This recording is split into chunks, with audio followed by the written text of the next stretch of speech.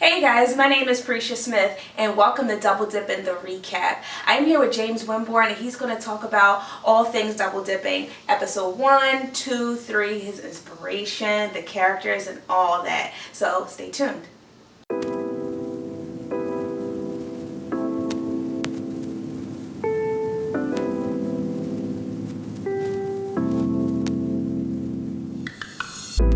Steve, you downtown tripping. Inviting two girls on a date, you double dipping. What type of time you on, homie? You on a mission. You want your cake and eat it too. Make one decision. I peep you out here doing more fishing. You want that 50 Shades of Grey love, but you ain't Christian. You ain't got no game, man. You ain't Pippin. This ain't Halloween, man. Who you tricking? And I don't really like the way you moving.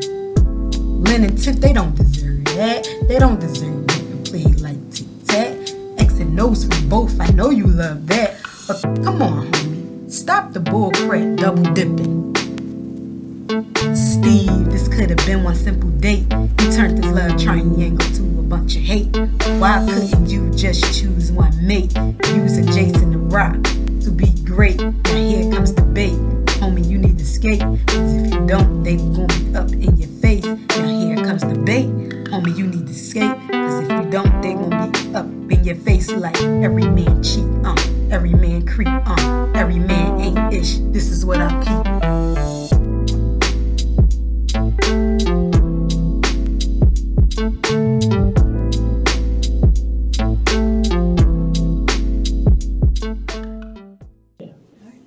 Thank you so much for being with us today and sitting with me. From what I hear so far about double dipping from friends and family that I know that have watched it, they love the dynamics between the characters, the storyline. What was the inspiration behind double dipping for you?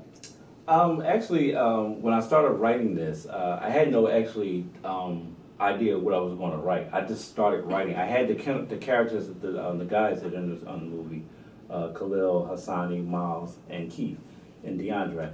I knew they were the characters, but I didn't have a story yet. So it took me a while to actually start this whole movie. But what really got things going was when I was watching the movie Mrs. Doubtfire with Robin Williams. Yeah. And there's a scene at the end of the movie where he has to transform from character of, I think he was a lady, like a maid or something, right. to back to his original form. Mm-hmm. And it got me to thinking about if we had a character who was on a date with two girls at the same time. Okay. It's minus the character change, Right. just him going back and forth and having to use his friends to help him out and perform this crazy task. But that's where the idea came from for Double Dipping. Right, which you can, the comedy, Mm-hmm. I mean, it's hilarious. Mm-hmm. Just watching, and the main character name is Steve, Mm-hmm. and he's going from one restaurant to another restaurant. Now, when you were thinking about, I always love hearing the background of characters and it's just having layers and different ways. You developed that in this when you were writing it. How do you feel like these characters play with, even Kim? Mm-hmm. Kim with the alcohol, that was my favorite. Right. She was hilarious. But Yes. just their dynamics and ways that they spoke to one another as characters. Mm-hmm. How did you write something like that to make it that funny? Well, first of all? I just kept it simple, really. I just knew the story is built around a group of friends who grew up together. So they knew each other. They were comfortable with each other. So You can tell. Yeah, it just didn't, and that was true with Hassani, Miles, and Keith. They grew up together. They're friends of mine. Okay. So I knew putting them in the story would be perfect for them because it was something they had to get used to. Like they didn't know this actor or something. They knew each other. We grew up together.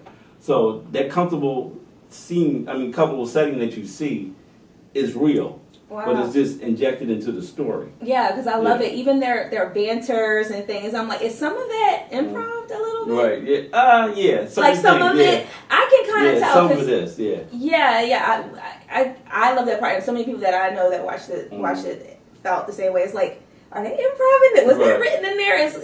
It's really, really great. So let's talk about the casting process.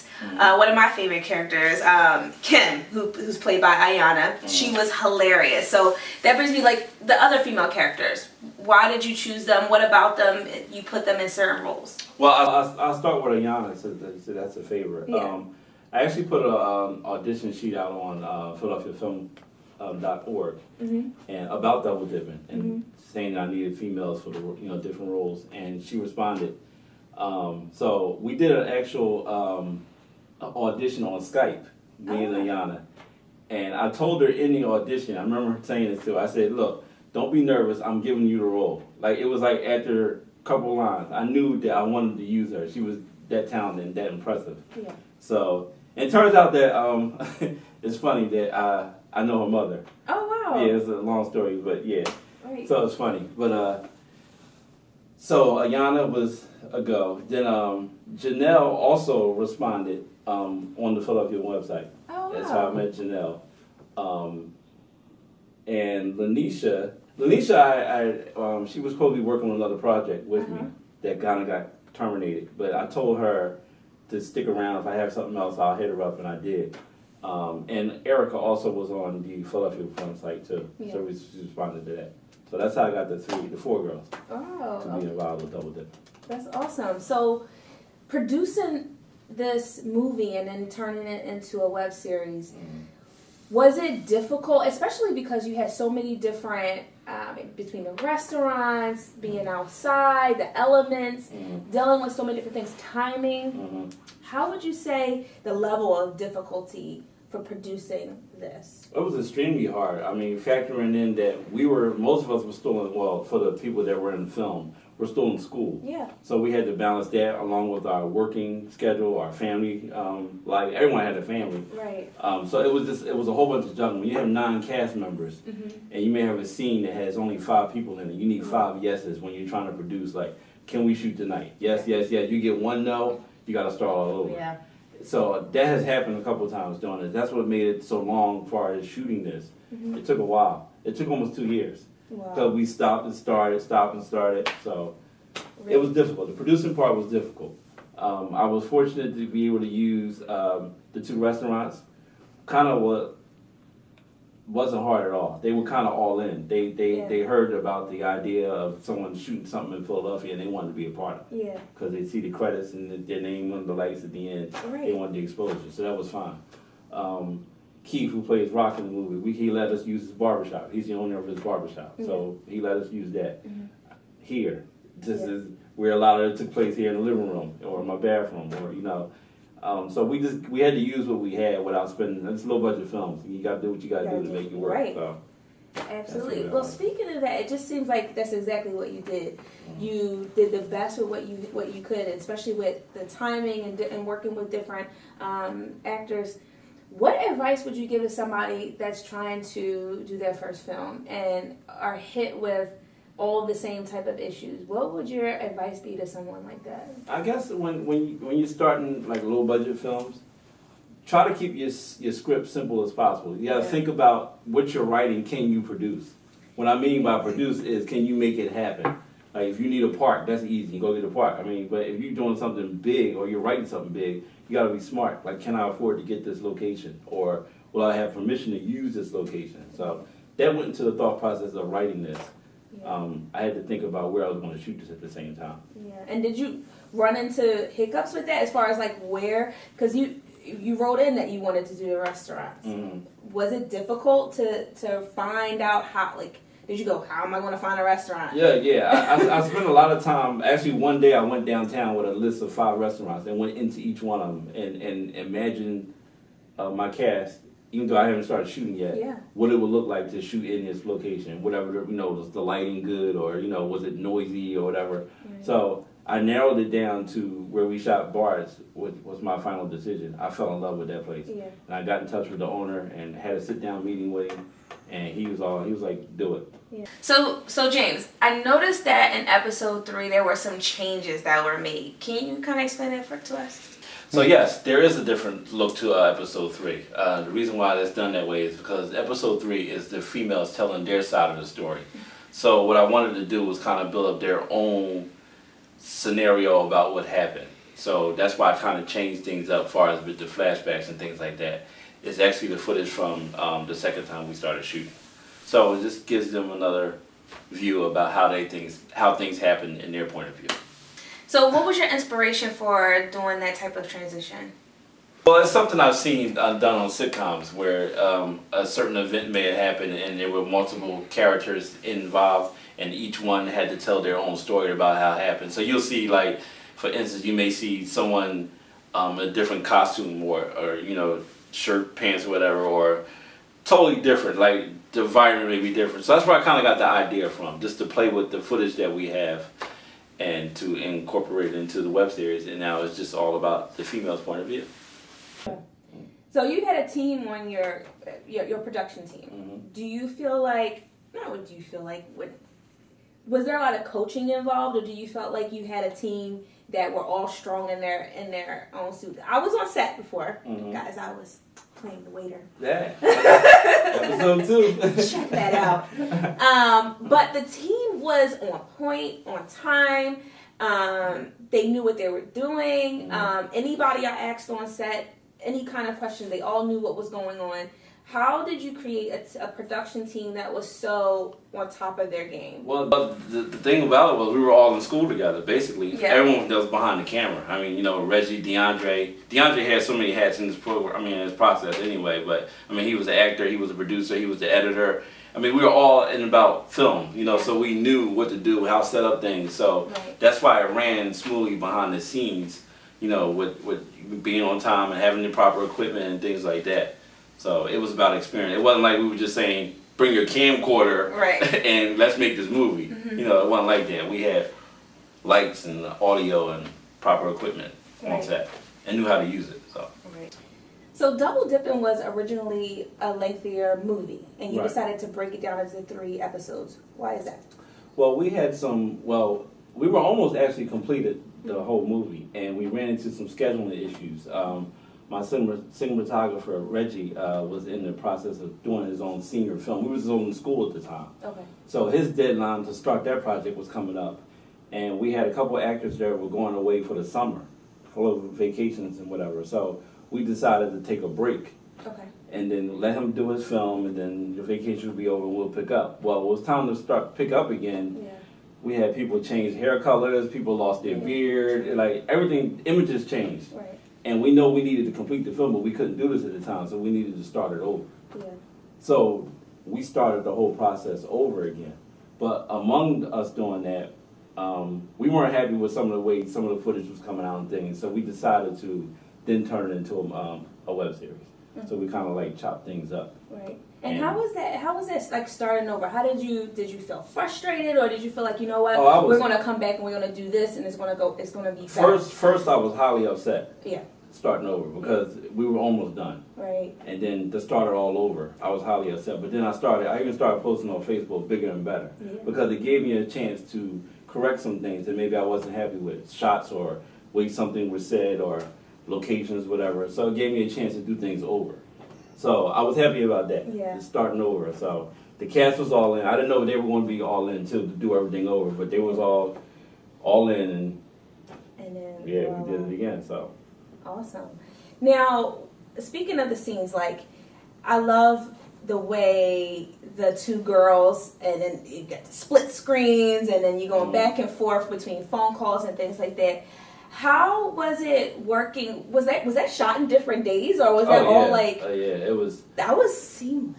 I think a lot of the phone scenes were shot, maybe about a month apart. Okay. It was all due to their scheduling. I mean, theirs, mine, whatever. Right. Scheduling was a big issue. You know, with most sites. I mean, films and things. It's always an issue. Right.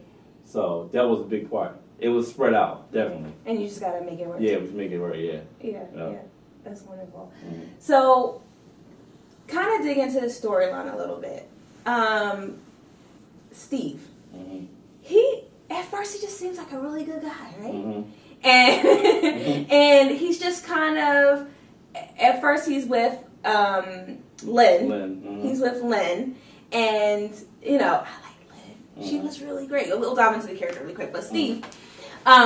So how is it that you decided, instead of, you know, maybe having them go out on a different night, I know you said with the Mrs. Doubtfire inspiration, but not having to go on a different night, but in the same night? Is it that drama to pull through? Yeah, I wanted everything to happen quick. Yeah. And nothing expanded. Right. Because I knew I was going to do it, like I said, it was supposed to be a film. Mm-hmm. And it was going to be maybe 45 minutes at the most. So I knew I didn't want to jam everything in anything, you know.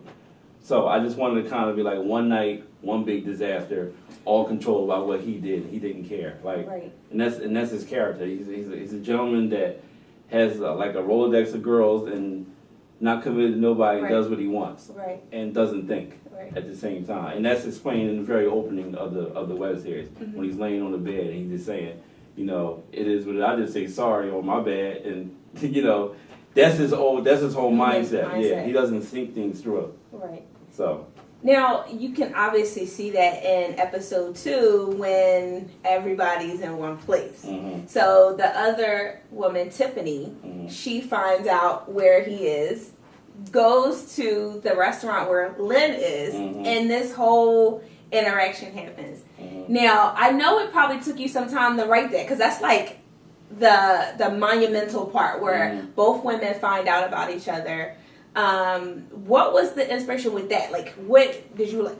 Should they have fought? Why didn't the two girls fight? Right. Why did they both jump in and start blaming Steve? What gave me the decision not to do it that way was I knew I was gonna have to shoot this in a restaurant. I didn't want to destroy anyone's property, so I had to keep it kind of like a peaceful argument. Yeah. You know, one thing I really do hate is when you have these situations out with guys cheating on it. When the girls get to meet, they want to fight all the time. But why are y'all mad at each other when it's the guy that's doing it? So I kind of wanted to portray it that way. Like the girls were cool with each other, but it was just more directed at Steve, the character. Right. Why did you do this? Not Right. you know what's up with you. But then you take it a step further in episode 3 where the girls actually meet up at the gym. Well, not meet up together, but they see each other at the gym. Mm-hmm. They even call Steve on the phone together. Mm-hmm. It's like they're really kind of trying to get on him together. Mm-hmm. So you really even took it a step further with that. Mm-hmm. Now, do you think that in real life, do you think that type of thing happens where two girls are like, you know what, let's call him, girl. Let's find out what's going on. Yes. Yeah. Occasionally, I see your face, but occasionally, yeah. It does happen that way sometimes. It does. It could. Usually it don't, but it has happened. Yeah. I know for it to happen that way, so yeah. Yeah. And then for a split second there, when you see him he's like, oh crap, it's Tiffany, you know? Right. For a second there, I was like, is Tiffany about to go back to this dude? For a second there, was that intentional? No. I feel that when I watch episode 3, that the car scene when Lynn is on the phone with Steve, that she may be giving in. Yeah. And she just snaps at the end, like, you know. And she hangs up right, or something like that, right? I feel as though when I watch that's about to happen. Like, she's going to give in, but she doesn't. But, I mean, of course, I knew I wrote it, but... I thought both girls was going to give in, and he's going to be back to square one, because he was like, baby, can we talk about it? I'm like, oh my God, this guy is really... I had so many ideas I could have went with the ending of this, but Yeah. I just decided to keep it simple. Well, we got to talk about the ending, because I love it. At the end, can I say it? Is it okay if I can say his last thing? So Steve is just like... yeah, hopefully everyone's seen it now. Yeah, I know. If you haven't seen it, you got to go watch it. But he's just, it's kind of alluding to, all right, well, back at it again. I'm going back out. It almost gives us the impression that there's a round 2 it is. Are we going to meet Steve again? Is he going to have 2 other girls, or what's about to happen? Well, I mean, we're talking about some things. Okay. Me and DeAndre, so we don't know yet. You don't know we're yet. We're just discussing some things. Yeah. Okay. It does. We talked about that. Leaving it on the cliffhanger. Yeah. In case we do want to expand it, then we have something to play with at the end. Yeah. So we just. So that's at the end. You hear there's another female girl voice when he's getting to the elevator, and she's like, where you been at? It's the girl Michelle that's been calling through all the episodes that he's been ignoring. Right. So we gotta find out. This Michelle. Yes. What the heck happened with that? Man, Steve is a busy man. Yes, he is. Yes, he is. What was your favorite part of the entire process? I mean, aside from seeing the finished product. I mean, that's too easy. Yeah. But other than that, what was your favorite part of the process? There's a lot of stuff that wasn't even captured. Just laughing, just us interacting and having fun. I remember one time, and this story always stands out, another Ayana story, by the way.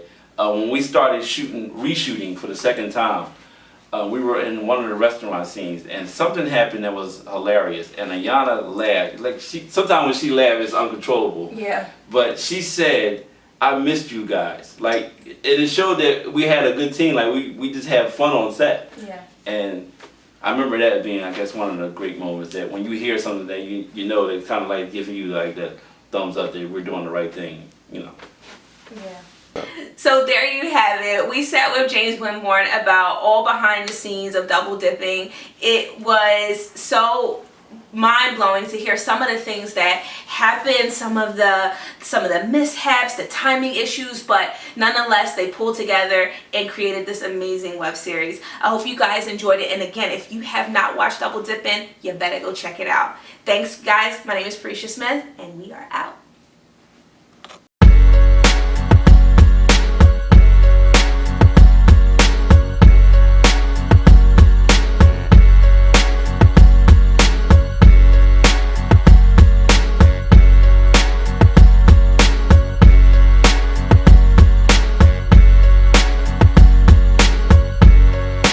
Girl, you gotta know you'll always be my only one, the only one, the only one, 'cause baby you're the one.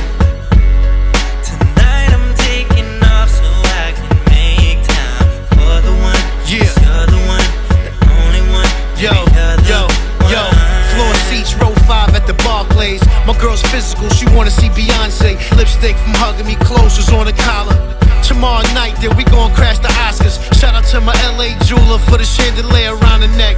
Yeah, my baby's the best. Her credit line is like RZA and Vines combined. She can ride off the lot at the drop of a dime. Rose minks, matching Dior's. I cop that shit overseas on tours. No makeup when she wake up. Sweatpants and the fat ass box braids. Watch when she laced up. She be in the kitchen like Patti LaBelle with a bunch of jokes all day like Dave Chappelle.